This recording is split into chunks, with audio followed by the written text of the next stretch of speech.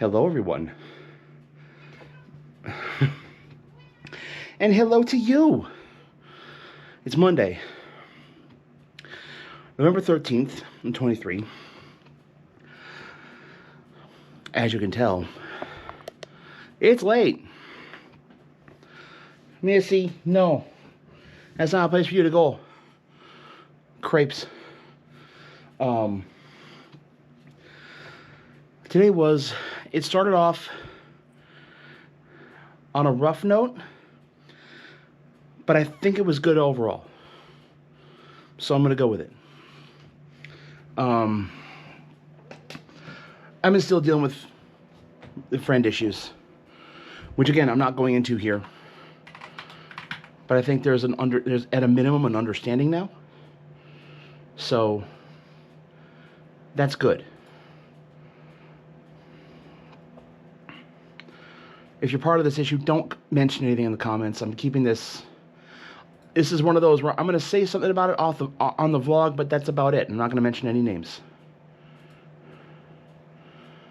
Where's your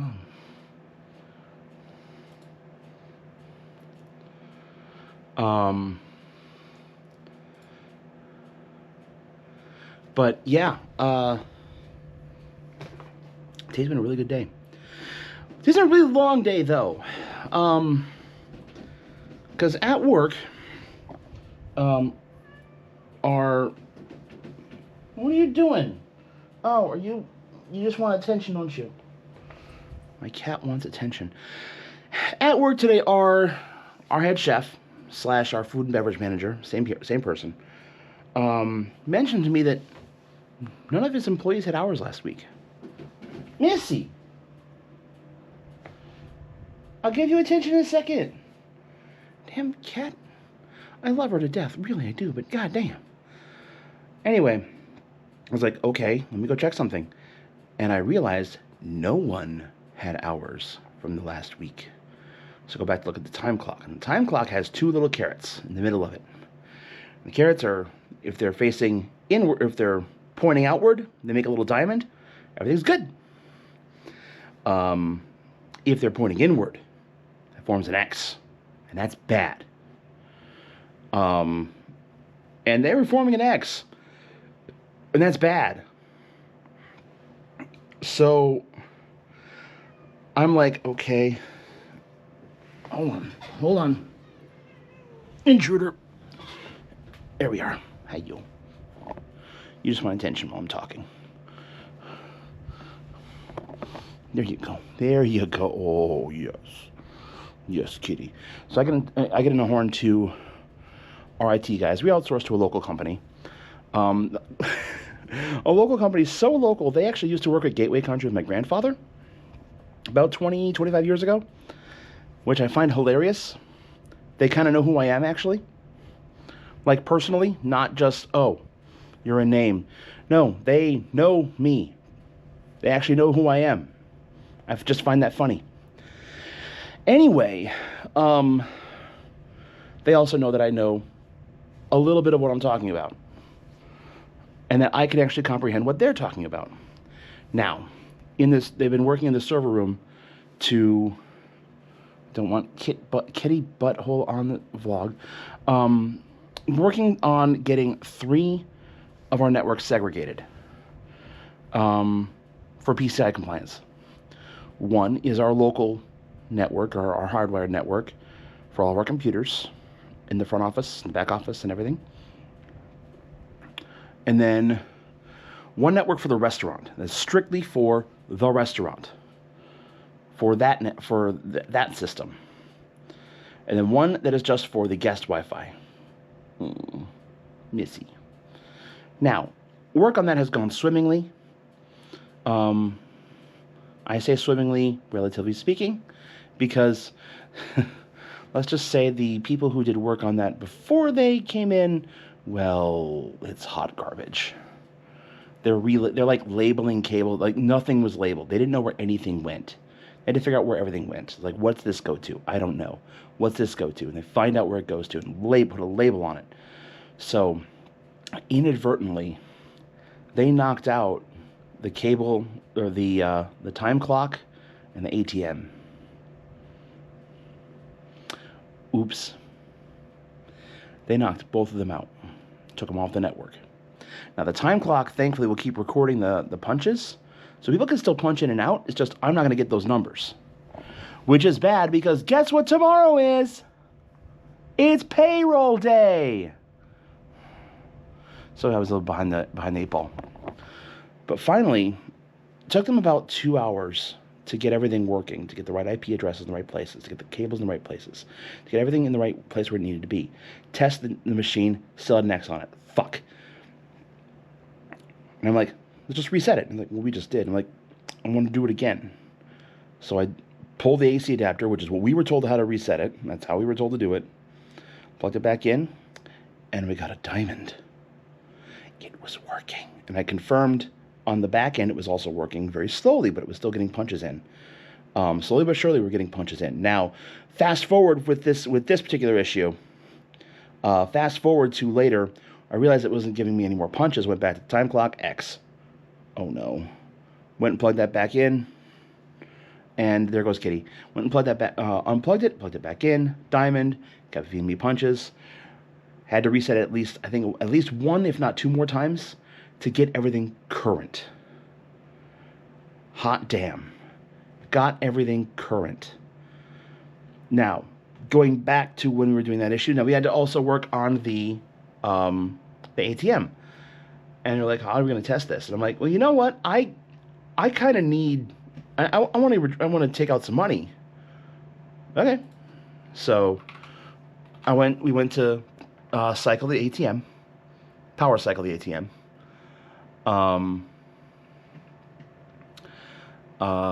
And then from there we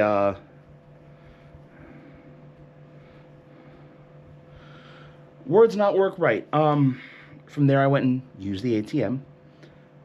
And I was able to withdraw a couple bucks. Hooray. Hot damn. Got it working. So that's good. That's awesome. That's fantastic. Got that working. Now, finally, it's about like 7:30. While I've been waiting for this to load up punches, I'm starting to count deposits. I only had 3 this time. But I'm starting to count deposits. And when it took me a while to get deposits done, just to be fair. Kept getting interrupted, had other shit I had to deal with, et cetera, et cetera, et cetera. So yeah, I didn't get out of work until about 9:15 tonight. And yeah. I got home late, about half hour ago, actually. And decided, fuck it, doing laundry anyway. So I got laundry going downstairs. Even though I'm technically not supposed to be doing laundry now, and I don't care. Because where these laundry machines are, they're not right next to apartments. Because like the other laundry room is like right next to like 3 or 4 apartments. Like across the hall, next door neighbors, and I'm not going to bother with that. But these machines are below these apartments. The apartments are closest to. The worst thing is you might hear something down the stairs, but I don't think anyone fucking cares.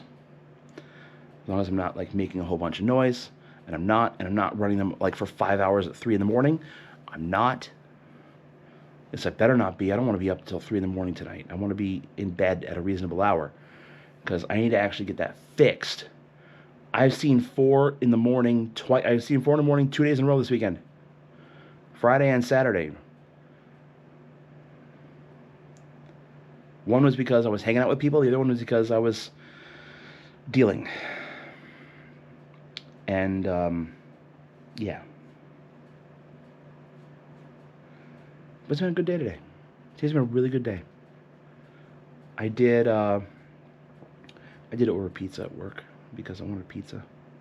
I got free breadsticks, though, because they said, hey, it's your birthday. You want free breadsticks or Cinnasticks? I'm like, I want some breadsticks. Thank you very much. Just a Pizza Hut. It wasn't anything super special. Pizza Hut good, though. Every now and again. What is your, that's a question I have for everybody here. What is your go-to delivery pizza place? Even if it's something just local to you, or like just say, hey, it's my local pizza place, or do you go carry out? Do you go and go to a place and say, I want a pizza, and they go, okay, fine. What's your go-to? Who do you go to? Not the freezer, not I make one at home. Everyone has that one delivery spot they go to for pizza. What's yours? If I have a go-to that I don't go to enough, honestly, it's Toppers. I enjoy Toppers, but it's definitely college food. Like, they're like, oh, get a triple order. I'm like, I've outgrown the triple order. Thank you very much. I have outgrown the triple order. Jesus Christ. The pizza's good, though. I enjoy their pizza. I like Pizza Hut because it's vanilla. You know what you're getting with Pizza Hut. Actually, with a lot of the big chains, you know what you're getting. Little Caesars is really good at being hot and ready and cheap. Notice I'm not saying anything about good. It's hot and ready. Is it good? It's hot and ready. But is it good? It's hot and ready. Papa John's, I have learned, it's good if you get their seasoning with it and just sprinkle it on the pizza. Like, you got to get one of those, like, spend the 10 cents. Get the little green packet of seasoning. I spend a little more and just have a little on hand. Because it also works good on frozen pizza, I'm just saying. But yeah, it kind of requires it, honestly. It requires the extra seasoning. Domino's is definitely better than it used to be. Going more local here, I like Rocky's. Rocky Rococo's is great. One problem, Rocky Rococo's is expensive as fuck for a full pie. You go by the slice. Go and get a slice from Rocky's if you live in Wisconsin. That's good shit, man. Glass Nickel is also a local place. I like the Nickel. I haven't had Nickel in a while, though. I think possibly because it has little memories tied with Dad. Dad loved Nickel. Oh God, Dad loved the Nickel. We had a pie called the Cardiac Arrest. It's a meat pie. It's a meat pizza. It's that pizza that has the sausage, the bacon, the ham, pepperoni, beef. Some of those big pizzas will have beef. I'm not sure about seasoned beef on my pizza, but I'm all about the grilled chicken. Grilled chicken, good shit on pizza. What else is there that's good that I like to order?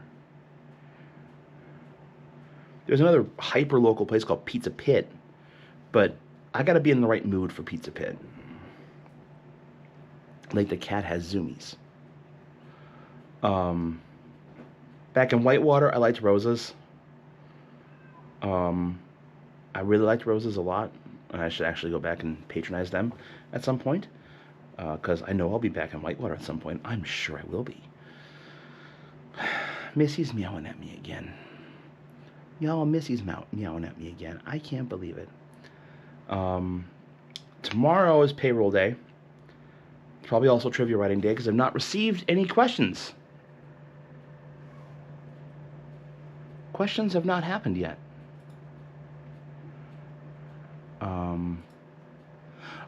Oh, I did a thing today. And it's a stupid thing, but it's a good investment.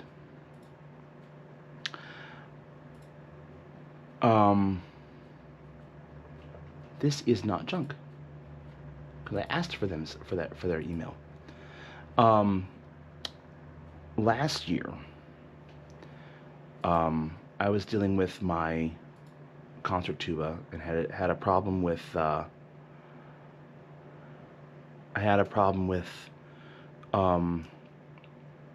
the valve cluster. The valve cluster was sticking a lot. It was sticking a lot.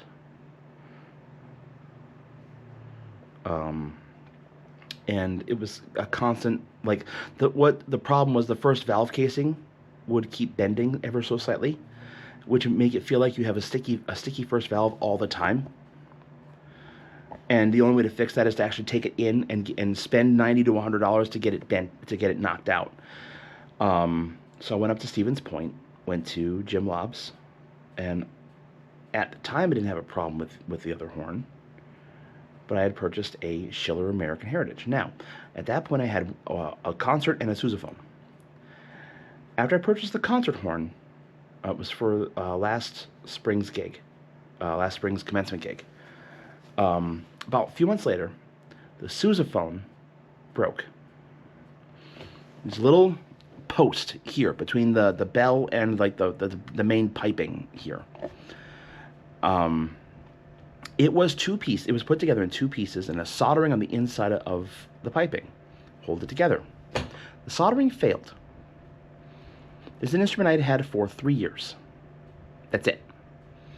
Soldering should not be failing in 3 years. So at that point in time, I still had some money, and I purchased a brand new sousaphone, the King, which y'all saw a couple weeks ago. Well, I had started having a similar problem. I showed you the similar problem that I had with the concert tuba, and I was looking for used tubas online.